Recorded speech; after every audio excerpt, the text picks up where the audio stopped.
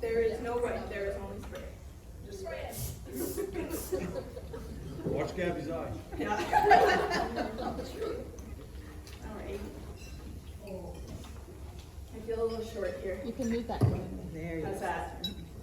Can everyone hear me? Yeah. Alright. Good evening, friends and family. My name is Autumn Seabarth, and I am Amber's younger sister. It is an honor to be speaking to you on this special occasion.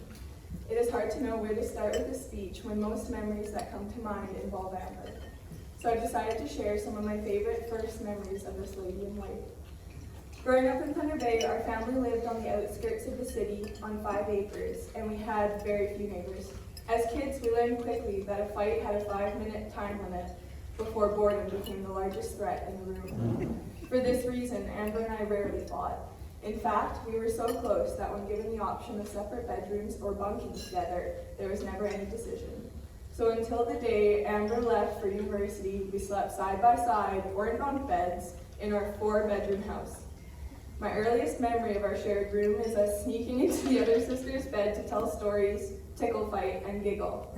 Unfortunately, the giggling was not as quiet as we thought during these bonding sister moments, and they often ended with Mom's floofy head silhouetted in the doorway telling us to knock it off and go to sleep. Amber has been that person that ensures everyone else's needs are always met, even if there are consequences for her. I must admit that I took this lovely trait to my advantage as a child. Sorry, Amber. Because the first memory that comes to mind where Amber put herself on the line for my benefit was when we used to dress our 2 cats up in our old baby clothes.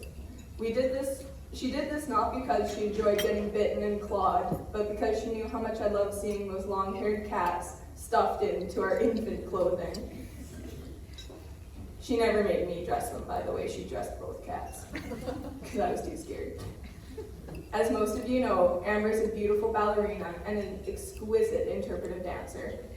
Memories of watching her float around the stage are abundant, but my first memory stands out the most. A 9-year-old Amber performing her first ever ballet solo on a stage made of folding tables. While I sat there watching her, my palms sweating, she caught her toe and missed a beat or two, right in front of the judges. But despite being in front of an audience, and this being her first time all alone on stage, her smile never faltered. That beaming, unwavering smile became her trademark as a dancer, due to her love of performing. Ballet has never been a favorite form of dance for me, as it seems to portray sorrow. Amber, however, took a different approach. She did not dance with a heavy heart, but one overflowing with happiness, sunshine, and optimism. Watching her dance left me wanting to dance.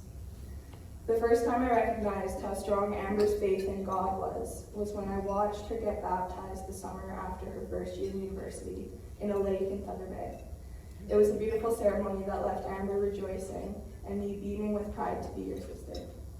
While planning this wedding day, Amber has always said the actual wedding, the vows, and all it symbolizes is what is most important to her, and it was beautiful today at the church today. Boom. As mentioned previously, Amber and I have always shared a bedroom. Our nightly sign-off to each other was, "Good night, I love you." I love you too. Love you more. Love you even more. We said these words every night without fail for over a decade.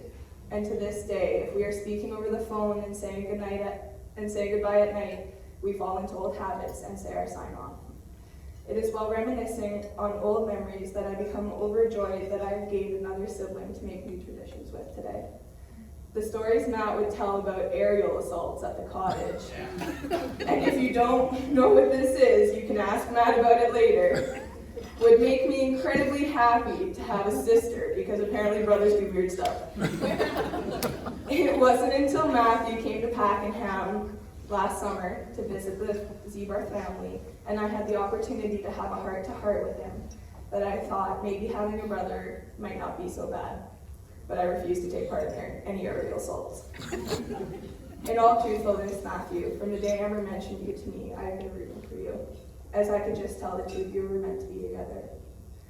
With all that being said, would everyone please raise their glass in a toast to the lovely bride and the love of her life, to Mr. and Mrs. McLeod. Cheers.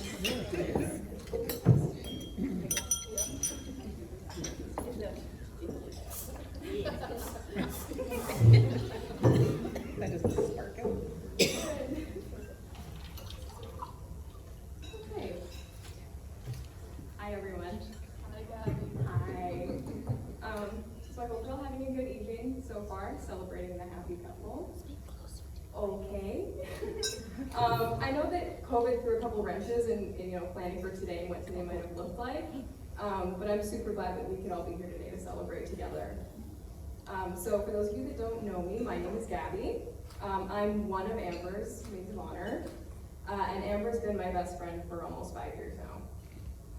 One thing that's wonderful about Amber is how genuinely she cares for other people. I'm sure as many of you have experienced, no matter how long she's known you, she's treated you with a warmth and kindness that's made you feel like she's known you for years.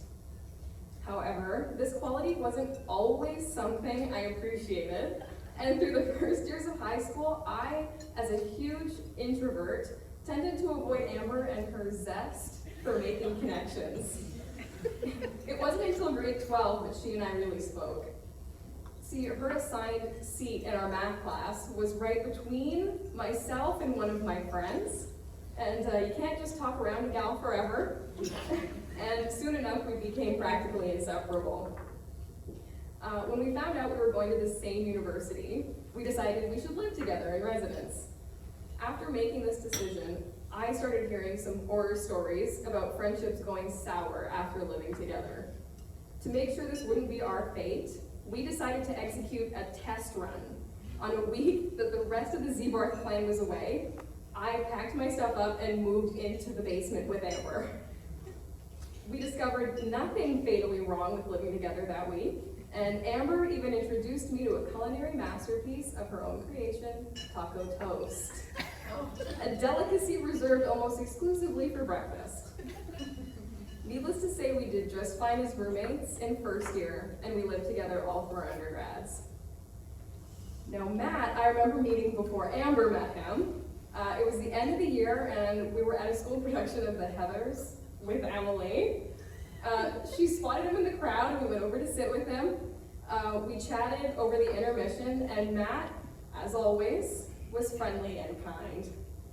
Thinking Amber might be interested, I came back to our dorm and I said, Amber, I just met a pretty cute drummer at the musical. Hint, hint. She was studying for a final and just kind of gave me an, okay. Imagine how I felt when she came back from her retreat that fall, telling me she just happened to meet that same cute drummer.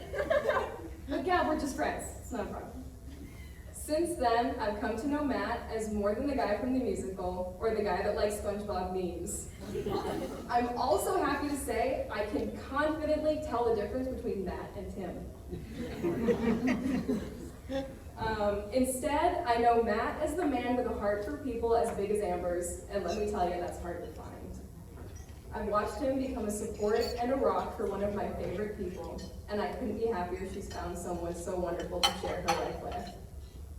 While I don't personally have any words of advice I can give about love or marriage, I have a quote from someone who does.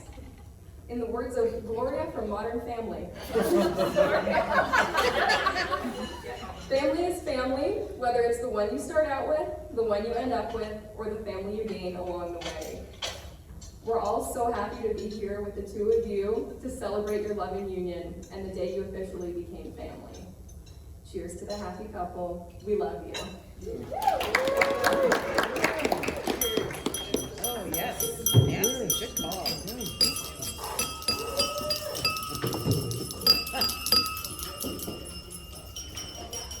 Come on, come on.